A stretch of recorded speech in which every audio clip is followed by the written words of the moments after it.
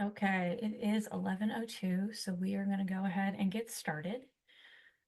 So welcome everybody to the April 2025 monthly cataloging meeting with Missouri Evergreen. As I was saying earlier, I'm dragging a little bit today, so we'll see how this goes. Really, cataloging committee meets the week after we have these meetings, so it's usually the next month that you get the newest stuff. So we'll talk about stuff more next week, but we did want to talk a little bit again about how Sarah Llewellyn from Cass County she's laughing nervously, I see her, will be taking over for Kate Coleman when Kate Coleman transitions to the chair of all of Missouri Evergreen. Is that September now? Someone nods. It is. So Okay, it is September now. yeah. So that We just get got voted changed at the in last and we get voted in June and June. start in September. Yes, so that's a little bit of a change if you weren't at the general membership meeting that was talked about to make the calendars more even with each other. So now, yes, as Kate said, people will get voted in June for the executive committee and then actually take charge and do their stuff starting in September. So when September comes, Sarah Llewellyn from Cass will be switching over and be the new Kate Coleman. So she'll be the new chair of the cataloging committee. I'm going to let Sarah introduce herself a little bit. So I'm sorry, Sarah, I know you don't want to do it. I saw my name on the agenda and I went, no. I think most of you have probably already heard my getting to know you spiel, but like Liz said, I work at Cass County. I'm the technical services coordinator here. So I supervise our catalogers and I do all the ordering for the adult collection and stuff like that. I have been cataloging, gosh, maybe 10 years. Liz is the person who first trained me. She taught me everything I know, but not everything she knows. So that's a problem. And I have a pet wall. That's really how I'm known at Cass. I have a whole wall full of pet pictures next to me, and I'm always harassing people to give me more pictures. So that's really what you need to know about me. So these are other people's pets, Sarah? Yep. Every time we have a new person, we point to the pet wall and we're like, all right, bring me your pictures. So my Corky Gibbs is on Sarah's pet wall. Yes, Yeah. he's the cataloging mascot at Cass. Nice. Yeah. It's good he's useful for something because he's a potato. So Sarah's correct. I trained her at St. Louis Public when we worked together. There's actually several people now in MEC who all worked at SLPL around the same time, including Karen Young, who's up in the corner of my Zoom. Not that she's in your corner, but she's in mine. So weirdly enough, so I was going to say between 10 and 12 years you were cataloging. So, so she will be taking over for Kate starting in September. She and Kate will I'm sure convene and have many talks and how stuff works and whatever. So, so just so you guys know that is happening. We'll probably talk about it a little bit more as it comes closer because it'll be a change because I feel like Kate has been the committee chair for forever. I don't even know how long at this point. It's like poor Tony in the reports committee. He's just I don't know Tony, either. I'm Tony happy equals for reports, Sarah. Kate equals cataloging. It's like, so, but that is happening. So that is the only news we have for the committee as of now. Again, we all meet the week after you guys meet this week, so we talk about things then. As far as news from me, so of course regional trainings are happening. There have been 3 at this point. Man, I'm already losing track. Okay. I was just at Cedar County a couple weeks ago. Next one will be at Livingston and Chillicothe with Retta, and that is happening this coming Friday. Retta is our cataloger there. If you don't know Retta, she's on the call. And after that, May 2nd will be at Scenic Regional, and then the last one will be at West Plains on May 16th. So there is still time to sign up for these if you need to. But the links are in the agenda. Sorry, I lost the word. If you still need to sign up. And then, of course, I was talking about certification by the numbers. You can see people getting certified and recertified. So as we gain more catalogers from new libraries or people leave or people need to be recertified, I keep track of those. And I did put a note here, directors, cataloging contact certification emails. I thought because I set it up to do so, that people were getting directors and the primary cataloging contacts were getting notification emails when somebody at their library received their certification, not their grades, just a, hey, your person. And exactly, somebody told me at the users conference, they're like, I never got those emails and it was broken. So over the next like month or so, I will be resending out emails to directors and or primary cataloging contacts and being like, hey guys, these are your people that have passed certification. I thought you had gotten the emails, you did not. But I apologize. You know how things work when you set things up and expect technology to handle it for you. It doesn't always work. So keep an eye out for that. And of course, if your directors or your, primary cataloging contacts have any questions, you can always email me and ask me, but I apologize. I thought you all were getting those emails. You are not. So moving right along, Cataloging Connect. So Backstage Authority update is going well. The base file had been loaded by Rogan. Something went slightly amiss, not with the base file, but with the actually adding authorities into the catalog where you can look them up. So Rogan was messing around with that, and he's messing around with it again this week because somebody was on vacation that had to help him. So some of them looked duplicated for some, like cats would be in there twice for some reason. We had a major issue with that with Mobius, and most of the duplications when they reloaded the file, like the authority file again, went away, but there were a few that I caught that still weren't like merged together to be one. So he's looking at that. So I'm saying technically the base file is done, but also technically no, because I'm going to let Rogan figure that out a little bit. So I can say 100% this is working how it should be. And then I have been talking to Casey, who is our representative at Backstage, about the monthly reoccurring schedule. So that basically picks up the records that had been brought in, added new in that month, and then how they get picked up to have their authority controlled on. That is along with Rogan. It goes through the FTP, so you guys don't have to worry about it. It's magic that happens in the background. But we're deciding on a date and time for that, but not yet until Rogan figures out the little snafu that happened with the actual authority file. So everything is fine. We have decided to take out the little,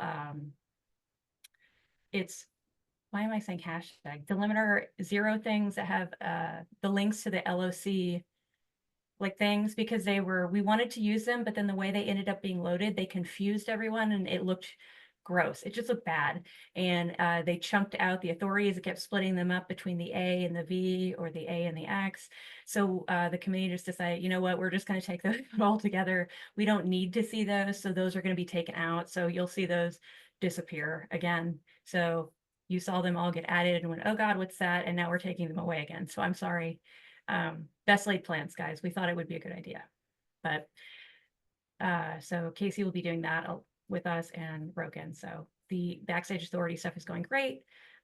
We have so many more options. I'm really happy with like the nitpicky stuff we can do, and the some of the fields they can take out for us. It's been going fantastic. So Kate, you have anything to say about Backstage? Thank you, Liz, for doing everything, and I have done nothing. So moving on again, the 3.3 bug fixes. So I was so excited about 3.3, and I had done a little bit, I always check it out in the test server, but then when everybody got in there using it, we saw all the bugs that 3.3 had for specifically us, the catalogers, in the advanced editor. And if you know what I'm talking about, you would go to add the date or, really change anything using your fixed fields. And I don't even know what the enhanced editor thought it was doing. It was tabbing out. It was not having drop downs that should be. It was a mess. But the good news is that enough people, a lot of Missouri Evergreen people added fire to it and were like, this is gross, please fix this, that they have a fix for it. And the Sequoia maintenance fix will be out on Wednesday. So where we talk about catalogers breathe fire, look, we are fixing stuff. So I have linked out to the maintenance notes. I just added that. If you want to see, it talks about exactly what it's going to fix in the enhanced editor. That doesn't mean that we have caught absolutely everything. If this fix rolls out on Wednesday and you're still seeing stuff, please keep letting us know, because this is how we get stuff fixed. But the good thing is that Sequoia maintenance happens like once a month. So if we, yell enough, we can get things fixed pretty quickly, right? And it's not just us on 3.3, it's several other people too. So So all of those bugs that are listed, they do have, hopefully are going to be implemented in the day after tomorrow's update. yes. I checked this morning and they all have fixes to be applied.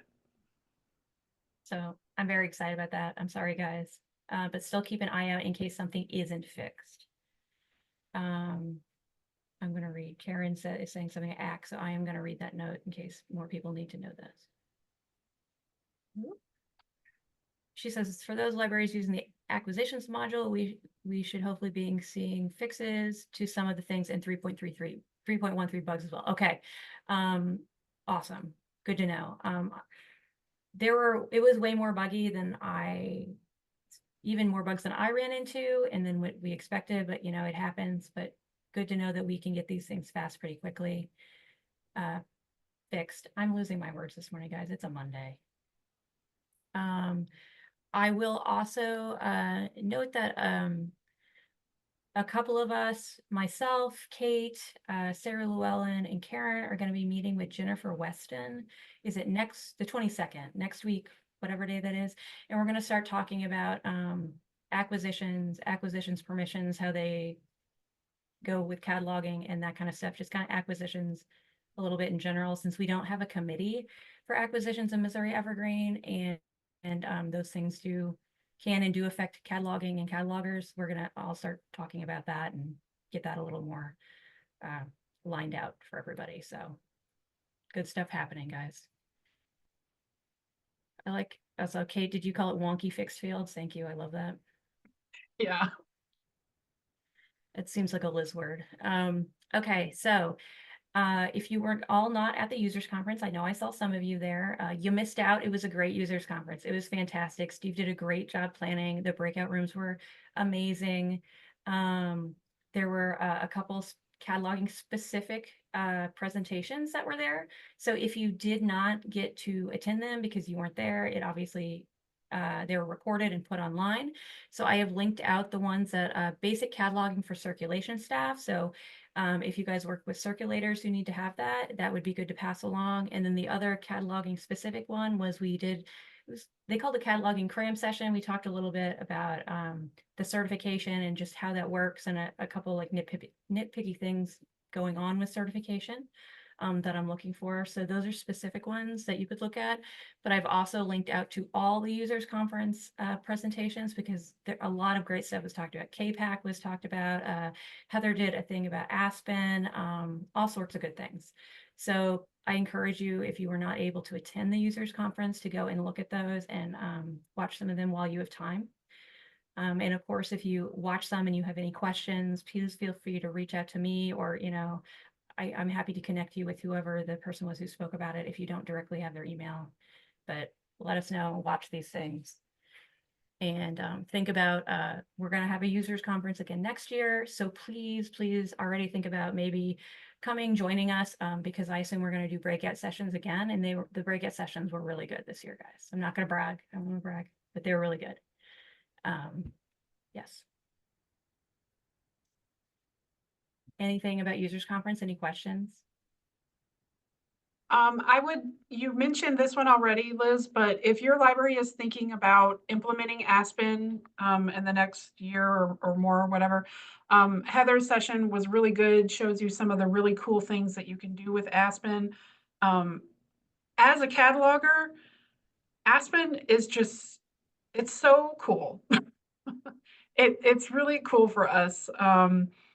It like takes our work and like smooshes everything together that we do, and just because of the name of the game for catalogers is discoverability, and Aspen really aids in that. So if you haven't talked to your director or whomever about Aspen, I do know that there's probably going to be a new group of libraries that are going to be implementing it, or one at a time. I don't really remember what what was decided on, how that was gonna happen. But if it's something you're interested in, talk to your admin about Aspen.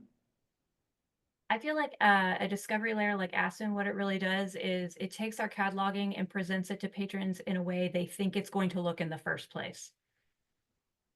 Okay. So we know what Yeah. cataloging looks like on the back end, and we understand the rules of why we have all these different MARC records for all these different things and yada yada.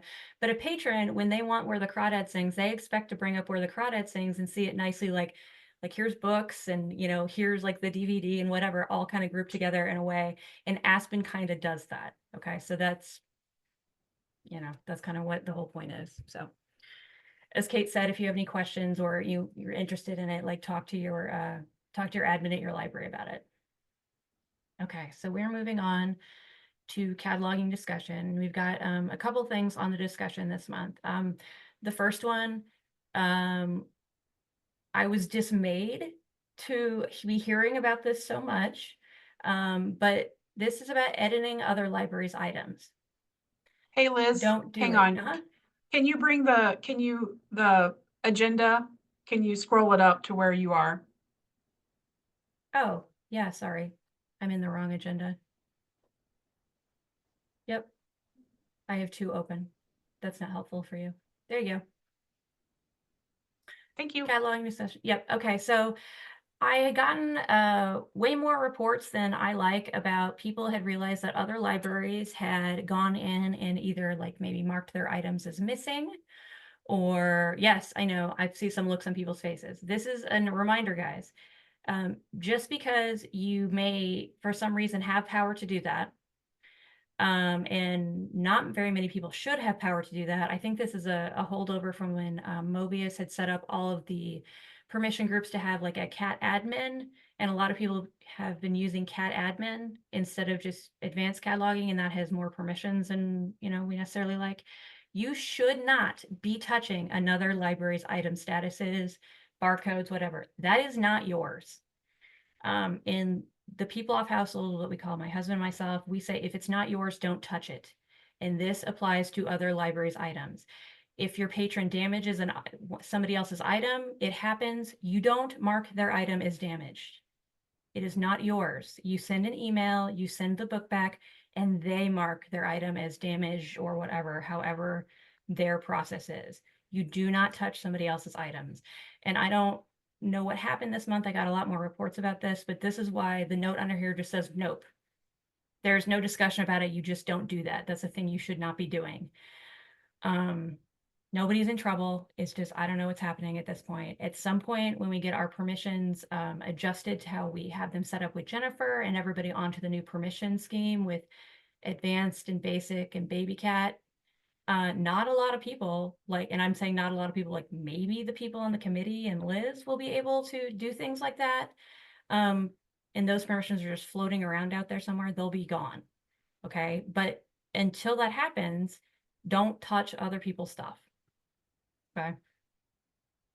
I know it seems really harsh and I'm sorry, but this is where if I see somebody doing this repeatedly, I will have to go in and not only email you, but knock your permissions down to the appropriate one preemptively or take those permissions away. I don't want to have to start going in piecemealing out permissions before we get the project completed, but I will if I have to. So please just be aware. Don't be doing that.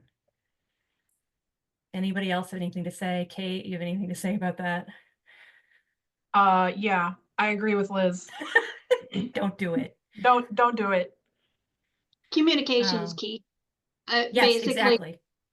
if you are looking at an item in the catalog and you notice something off or your patron's damaged something, it's called communication with the owning library, email or phone call. All of that is on the website underneath the cataloging contacts or the circulation contacts. So use that. Thank you.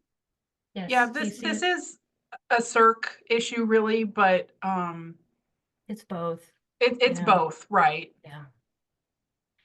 I have a question.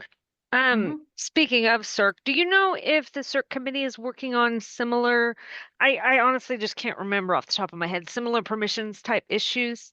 Because we've had are. Okay, because we've had other libraries edit our patrons, which is an even Oh, okay. bigger problem Okay. because we have like non-resident fees and stuff. So, Yes. and it was a reciprocal issue, where they just Oh, okay. like went in and renewed somebody, but that person should have paid us. And, so I just was asking if they were working on it, but I will talk to Rhonda. Yes, I would say I'm not sure if Rhonda's on the call. Sometimes she is, sometimes she doesn't have time. I'll But yes, just they are catch up with working on her. permissions. Okay. Yes. But I would, yeah, specifically I would bring that up to her because I don't know what their permission schemes look like. But I'm sure that would be nipped in the bud in their permission schemes. But Okay. yes. Thank you. But guys, these are things absolutely. Feel free to ask me, ask Kate, ask anybody to put a bug in anyone's ear if you need to, or whatever, just so we get a handle on these things. Because the more we talk about it, the more we can get people on the right path.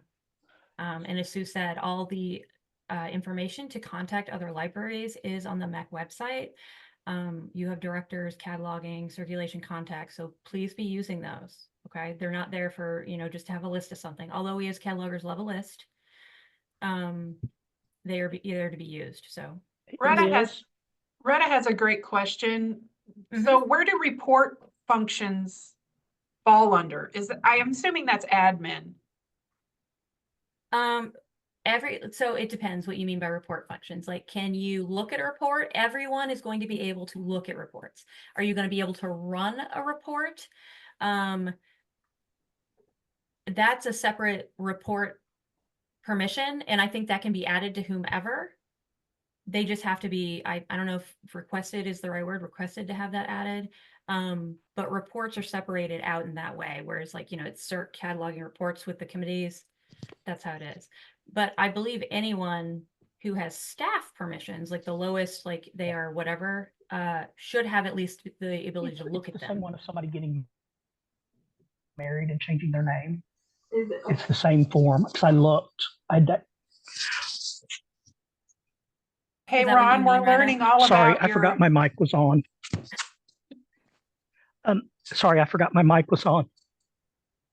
You're totally fine. Retta, is that what you mean? I Be did able to have look at them something real to versus run say. them?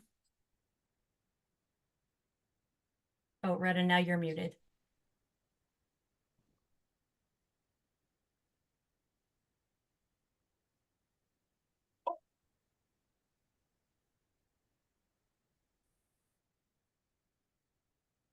How about now?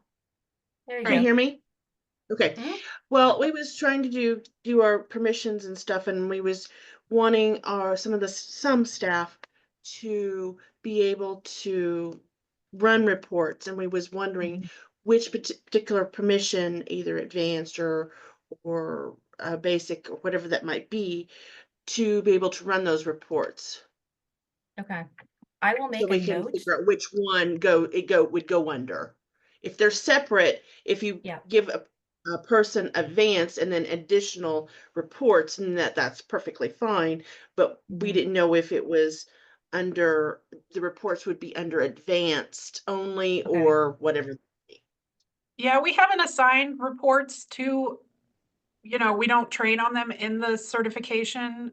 So I'm sure we've thought about this, but this would be kind of an additional Yeah, permission. I think reports is a secondary, yes, a secondary permission group, but I made him a note to ask Jennifer how that is set up and how to add them. So whether you want somebody to be able to view a report, I think that's just staff, but if you want to assign somebody particular to be able to run a report, what permission that is so that it can be, added in that way. I will ask her and I will send out an email when I get an answer. Okay. Okay. We're at the point where we have to ask our staff who wants to run the reports, or who has those, once those permissions are doing those, who's running them now, Yeah. and so forth. And that's where we're at kind of right at the moment. So yeah.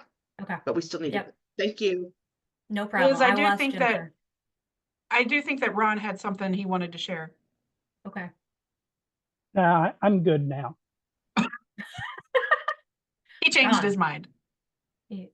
He's playing possum. Is that what you call that when you pretend to be like Okay, so I will ask Jennifer about that. If you have any other particular permissions questions, I know not all the permissions apply to me, but I do talk to Jennifer enough where I'm comfortable and I can ask her questions for you. If you aren't comfortable talking to Jennifer, that's fine. You can ask Liz and I will ask Jennifer and we will figure it out.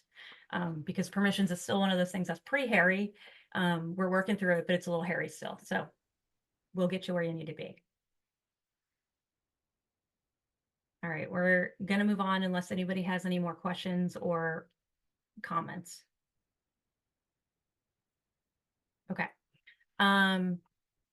So we're going to continue with Mark 101 this month. So this basically has been the little series where we're running through particular mark fields and talking about them a little bit. I'm not going to lie, as this got tabled for a couple months and come back, I was trying to go through the mark fields in order and I couldn't remember where I stopped. So I just picked 246. Actually, that's supposed to be 264. That's a whole look. See, I don't know everything. It's supposed to be 264 because it's a very important mark field. And it's kind of not ugly, but it can be a little complicated depending on what you are cataloging. So as always, I have linked out in the cataloging agenda. And I will link it out here. You can always go to OCLC bid formats. Again, OCLC bid formats is free, although OCLC, you know, I call them a business monster. They charge for everything else. This fantastic tool of theirs is absolutely free. You can use it anytime, and I encourage you to do so. I use it a lot when I have questions. So this is basically in a record where you're going to put your publishing information. And sorry guys, I have so many tabs open and I'm trying to look around to see all my tabs and I lost my server. So particularly what we want to talk about in this one is what we see a lot when we are doing books and we have the two dates that look the same. So I'm going to look up a book here. My old standby, Where the Crawdad Sings.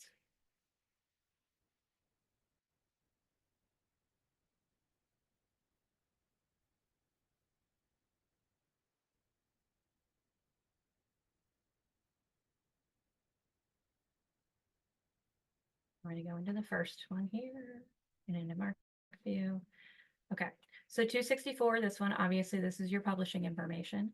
What we're using this for a lot of the time, not everything obviously that we have is books, but mostly we have books, right? So when we are doing the 264, you want to be sure that your indicators are correct because this field didn't used to have indicators when it was just AACR2, but now that we are in RDA, the indicators do mean something. So particularly when we have those double dates in here, here's our double dates, the indicators will change in the 264. So a lot of time in the 264, if you have one date, it'll be a 1. That means, you know, it's the like publication preferred information you see here. And then, of course, in your A field, it's always going to be the place of publication. Now, that should generally be written out in the book. If you have something that's self-published, you may not have that, and you may have to either, a lot of the time, if I'm doing something self-published and it says printed in the United States, I will put something in brackets. And your square brackets mean this was not directly on your item, but this is something I'm assuming to be correct. So in those instances, I would put maybe United States, or if there is no place at all, the correct thing you can put is place of publication not identified. Let's see if we have one in here that actually says that listed out. Oh, here we go. So place of publication not identified in the square brackets. That's if you have no idea where this thing was published, like the book, you have no idea where it came from, basically. It's a mouthful. It is square bracketed, obviously, because that does not appear on the item. And then the first P here is capitalized. So you'll see it right there. Generally, in most regularly published books that we get from, you know, maybe Baker and Taylor or the bigger vendors, they're going to say a place. A lot of time it's honestly going to be New York, but not always, obviously. And you want to remember that your information in your 264, particularly your A field and your C fields, do have to be reflected in your fixed fields. Okay, so this is some that you would fill this in and then you would have to go back up here and put that information up here also. So whatever is listed in the 264A then needs to be reflected up here in what's the country, they call the country code. So for places in the United States, your country code is usually a postal code and then the U on the end for United States. So in this case, it's NYU. But you just want to make sure that they match. Okay. Your B field is going to be the actual publisher. So a lot of time that's easy. That could be on the title page at the bottom. It can be on the TP verso, the title page verso, and you just put it there as written. So if it says, maybe it says GP Putnam's Sons LLC, you would put the LLC there. However it appears on the item is how you put it in the B field. Okay. And again, you have the caveat, okay, well, what if you have something self-published or, you know, vanity published, whatever, and you don't have a publisher information?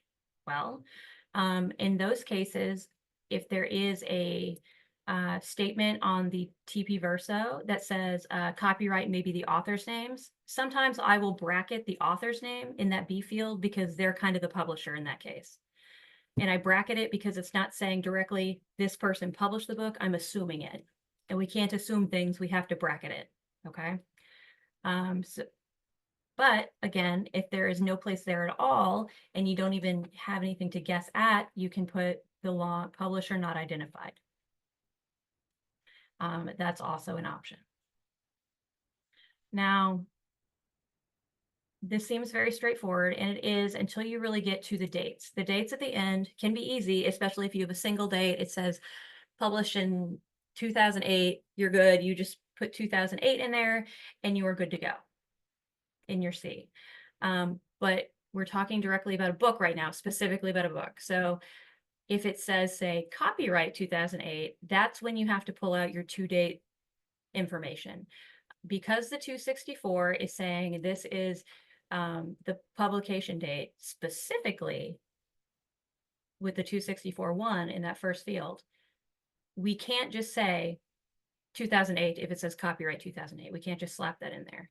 That's why this case it's bracketed. So we would be guessing. We would say brackets 2008 as that publication date, and then the 264-4, the second one, you would say the 4 here is being very specific. You'll see here publication, and then it gets specific. We're assuming the publication, and then this is saying assuming based on what? Oh, we have the copyright date. So that's where that second date comes in.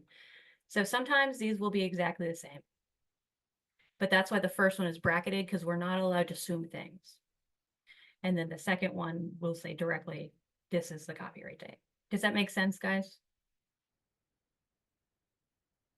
Now, that's for books specifically. Obviously, we catalog all sorts of things. So if you're doing this for, let's say, a DVD, like a movie, you may have a copyright date. You may have a different kind of date, but you just want to make sure that you are using your correct indicators to indicate what kind of date you have.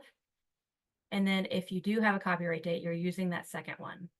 And then, of course, because the fixed fields have to match, then making this reflect both dates in your fixed fields. So this is one of the ones with the handy drop down, and you can see these tell you. So this one's a T because we have 2 dates, and it tells you exactly why. The publication date was the first one, and then the copyright date was the second one. Of course, you have other options. If you have a single date, great, or a reprint, or maybe a P date. A P date's going to be used maybe more with, I see it most with CDs, honestly, with music. But that is your 264. Any questions about that?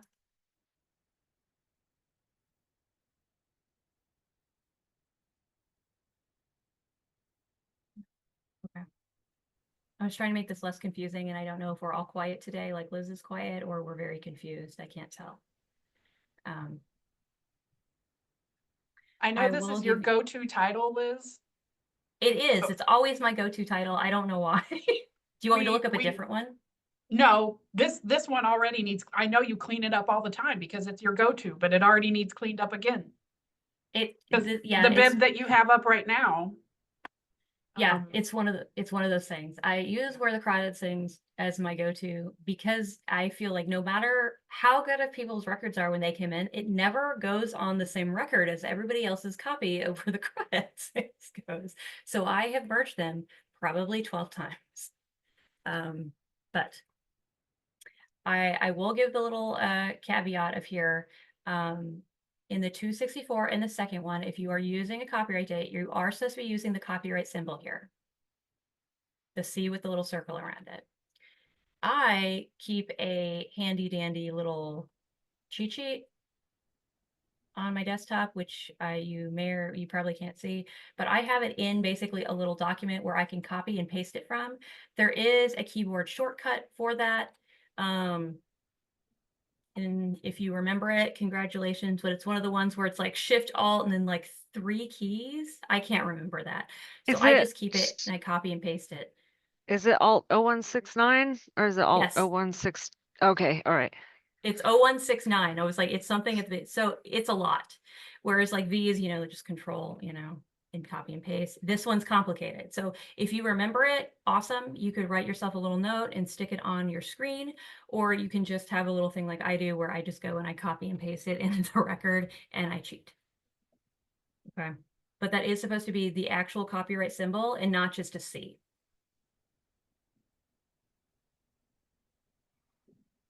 Sue says if you have a cheat sheet, then I'm sure everyone else would like to have it too. I know a lot of us catalogers, we have a cheat sheet that probably is very similar to one another's cheat sheet. Yes, they're probably, let's see if I can share my cheat sheet if they let me open it. Here we go. Okay. So can you see my little MEC cataloging tabs text file? Here is Liz's cheat sheet. This is what I keep so that things I can copy and paste. And I can absolutely send this to you guys if you want to see it, but it's also kind of Liz specific in that these are things I forget continuously. Like I need to be reminded. So it's always my personalized 040s are on there. My 049, these, which we're going to talk about in a minute. I can never remember the exact wording of those. I have to, have something to remind me. And then of course my 902s, I have here's my copyright symbol, my phonographic symbol. I don't even know what the shortcut is for the phonographic symbol. I've tried to look it up and they couldn't get Google to tell me. And then of course, these are my 300s for a book. I can't remember this to save my life. I don't want to be that person, but that says tile. Does it say pile? No, tile. Like tile. not title. Oh, see, okay. So now when if you come into a record and you see that note in there and it's spelled wrong, Liz did it because I copied and pasted it. See, so this sometimes you don't want to be like Liz. Thank you, Darcy. You just saved a lot of records actually. But these are Liz specific notes also. So I will send this to you guys and any of the notes in here that you're like, I remember that, Liz is crazy. Delete them out and you can put your own in here. But these are just things that I need to be reminded that without having to look that it's a type G and a format B. Okay. But I will send this to you guys. It is really helpful to have. Okay, let's see if I can easily get back to the agenda.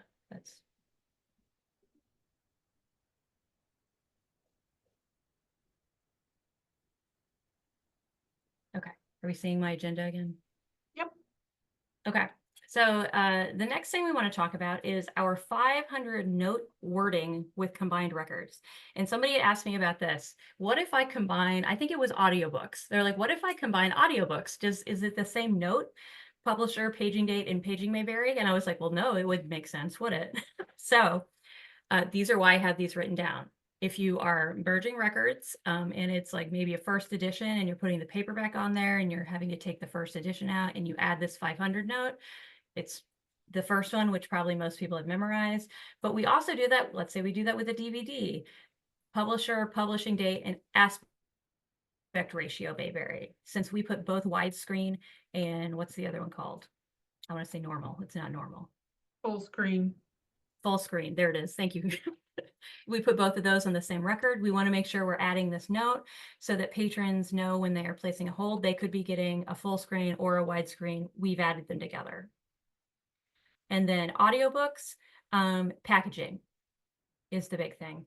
Your publisher, your publishing date, but also the packaging, because that confuses people a lot with audiobooks.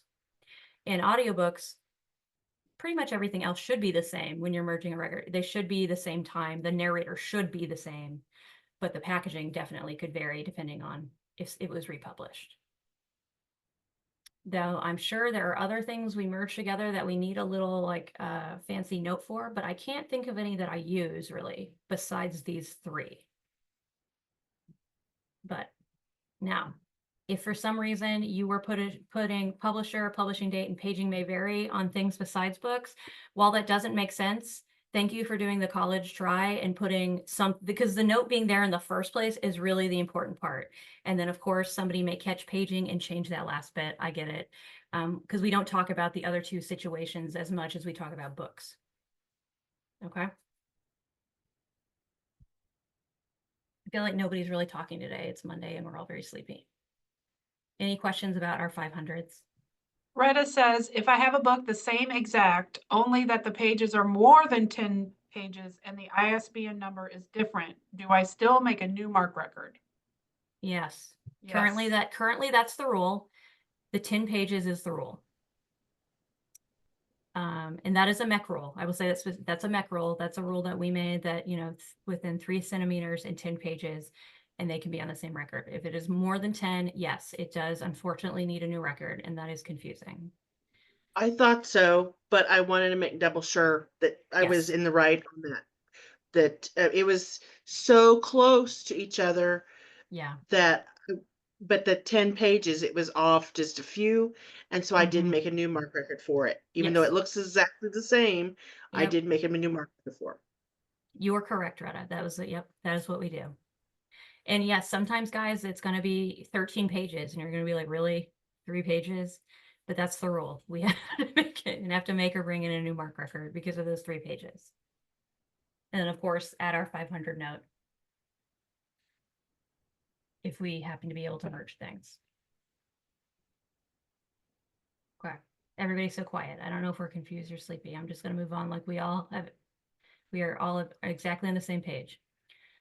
Okay, this is another one that came up.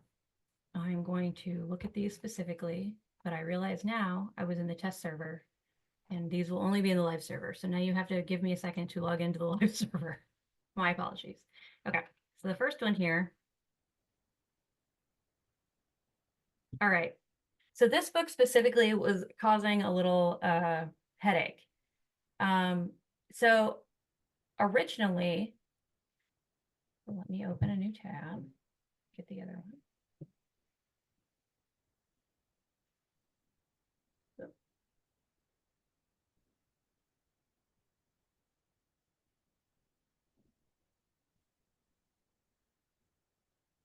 Okay. So we're gonna look here. You'll notice that this one says hardcover deluxe limited edition. The other one just says hardcover. But you will see that when you look at those 377 pages, 24 centimeters, 377 pages, 24 centimeters. Now, there's a question about, these were initially on the same record and somebody had a question and moved them off. Now, somebody else then said, oh, we actually have this quote, I'm going to put it quote unquote deluxe edition and they are actually the same.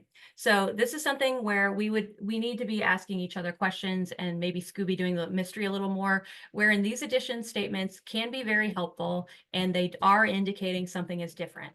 In this case, when they are saying it's a hardcover deluxe limited edition, the only thing different is that they made the side of the book pretty and gave it pretty fly pages. They didn't even add illustrations on their fly pages. If they had put a map or something there, that would need a new record. But they don't even have that. They're literally just marbled pages. So in this case, this is a misnomer. It's a deluxe edition in that it's fancy and different for the customer. It can still go on the same record. I wanted to leave these separate so we could talk about this in this meeting. I will be merging them back together at the end. But if you are coming across something like this and being like, oh, well, that sounds like not something that should belong on this record, but you don't have the deluxe maybe edition, you have the other one, I should have just reached out to the list and said, hey guys, like, does anyone have this deluxe edition? Can you tell me what's different before we did this? But best laid plans on my part. So just be aware that these editions that publishers are assigning to these books that they put out may or may not actually make them different enough to warrant different MARC records for our rules. Okay. So we always still need to be concentrating on the content of the book. Publishers are getting more and more, you know, they put out these editions for book collectors, you know, with the sprayed Yes. edges or whatever. And the content, which is what we care about, is exactly the same. So in the 020, you would put, you know, deluxe edition or whatever in the Q field, deluxe edition hardcover or what have you. But the page number, everything is still the same. So it's going to go on that same bib record. And if someone wants to request that pretty fancy one from the library for some reason, I don't know. they're gonna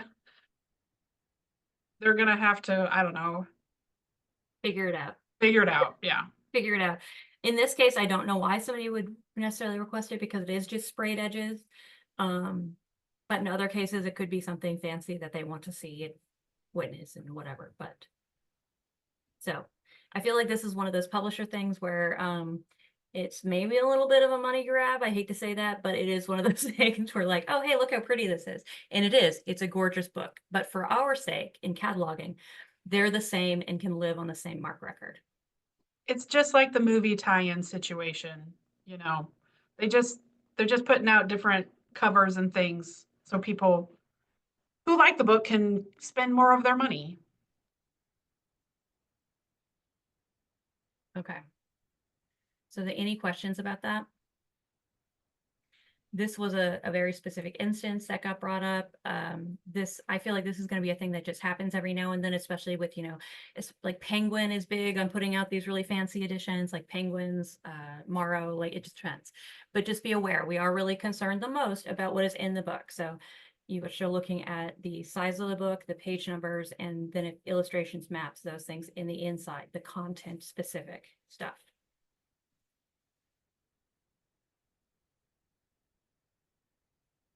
Okay. Does anyone have questions about anything at all we've talked about today? Retta coming in with another great question. Okay. Did you figure out what needs to be done about the TCN -1? No, I'm still working on that, Retta. That's a next month Liz's problem. I'm sorry, guys, that with regional training has been taking up a lot of my time. We are going to have to talk about the -1 TCN. And Retta taught me something I didn't know about the -1 TCN. So those of you who are like, Liz knows I do not know everything. But that is something we are going to have to talk about again. Hopefully next month we will get it figured out. If you don't know, the -1 TCN is that kind of purgatory record where things go when it gets accidentally scanned in circulation. It can pop up weird there, or sometimes people are using that for ILL. But everybody in MEC is using that. So eventually there gets thousands of things added to that record and we can't even open it anymore. And we do try to do continued maintenance with it and delete things off, but it still seems to get out of control. So we will be talking about that again at some point when I figure out well-written directions on how to help people with that. I have a question. Mhm. I just received a billing statement from OCLC for cataloging and metadata subscription and catalog access subscription. Mhm. And sorry, you didn't know about this because I just now opened it on my email. Is anybody from the state library on the call? Yes, no. Is this something that they provide? Or is No, this something? they only subsidize the ILL part of OCLC. This is completely separate. Yeah. Okay, so my question is, Retta, do we still need it? Never let it go, Retta. Never let it go.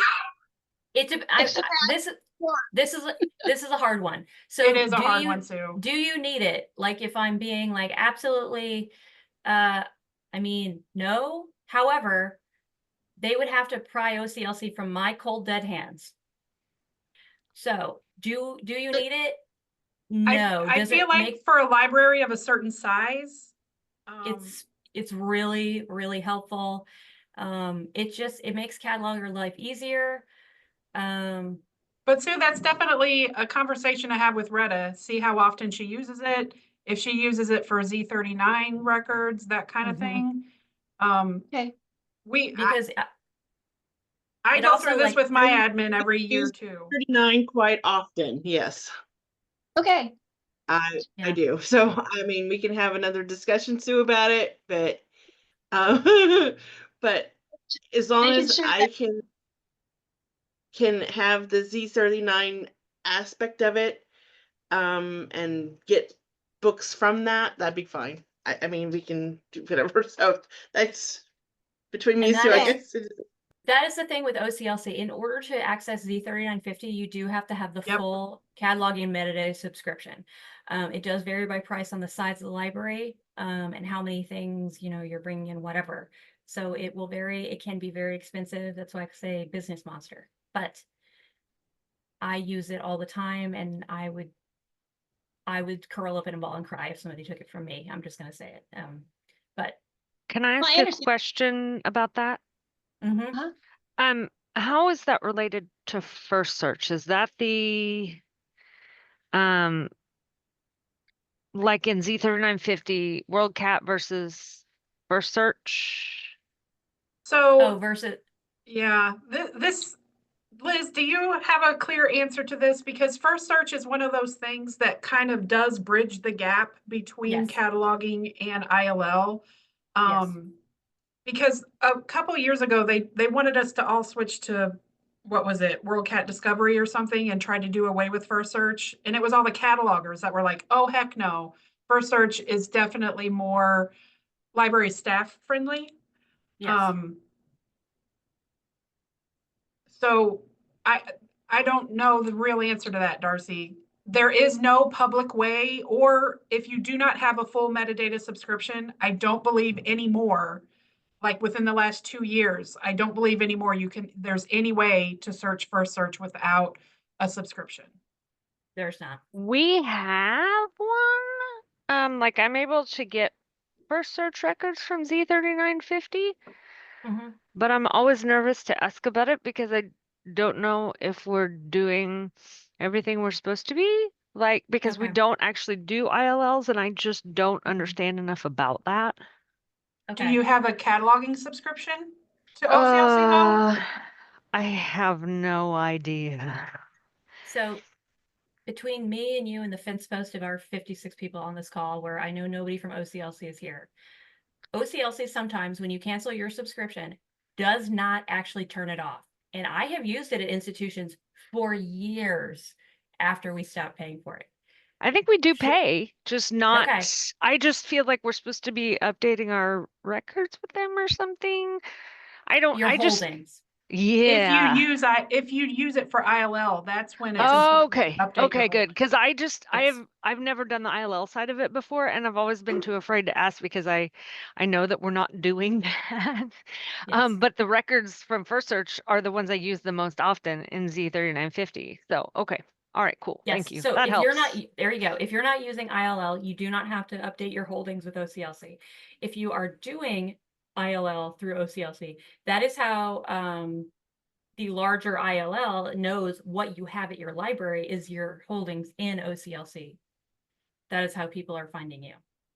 Okay, good. Because I think I think the First Search is actually fairly affordable for our size library. And like I say, that's where I mostly get my Z3950 records if there's nothing in MEC. Yeah. And I mean, if you're interested in OCLC for whatever, you can ask your admin about it, and like OCLC will price it for your specific library because it's very much dependent on how large the library is and other factors that I don't understand. So what Kate's price is versus what, you know, Livingston's versus somebody else is going to be completely different. Yeah, Heather says, prepare yourself for a very unpleasant number. Business monster. Well, sorry I opened up this can of worms, but I just needed to, because I know OCLC has different, I'm going to say departments, Yeah. and they Yes. all it's really confusing to a lot of people, especially me. So and I thought, well, if there was a way where I could like stop this service, but it wouldn't affect our cataloging, meaning Red Eye, then I would do that. But now I understand that that's something that she uses on a daily basis, so I will pay for the invoice. And yes, we do interlibrary loan, but I think that is one of the things that the state library does subsidize. It is, yeah. And well, just for my library in particular, I've asked repeatedly not for them to renew that contract for us because I've got a patron who is very difficult and places holds and cancels them within the same day repeatedly. Anyway, that's an aside. But I also know that, you know, I just wanted to make sure that from an administrator's point of view, if it's something that we need, then I'm going to make sure that we have it.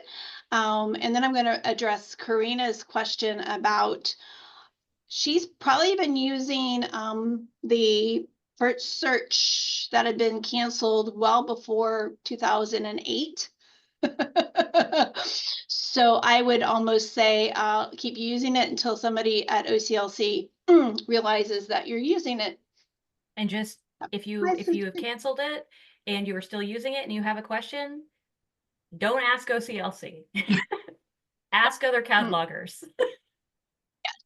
Yeah, don't ask. Yeah, don't And ask. be the cool, OCLC. man. Be cool. If you call cool. and ask Be about cool. it, don't be like, well, this person has it for free and has had it for.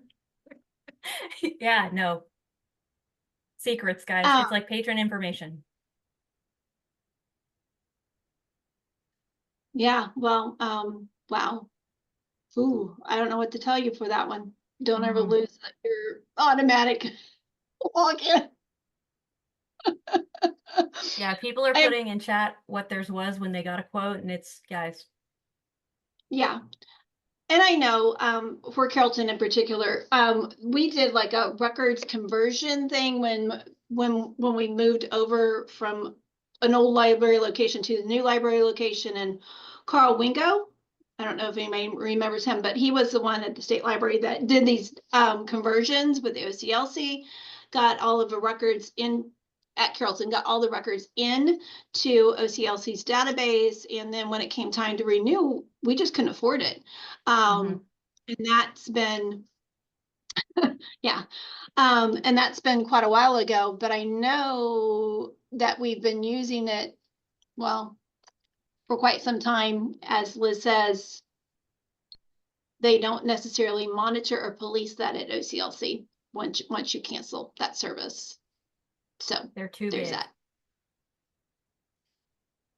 Okay.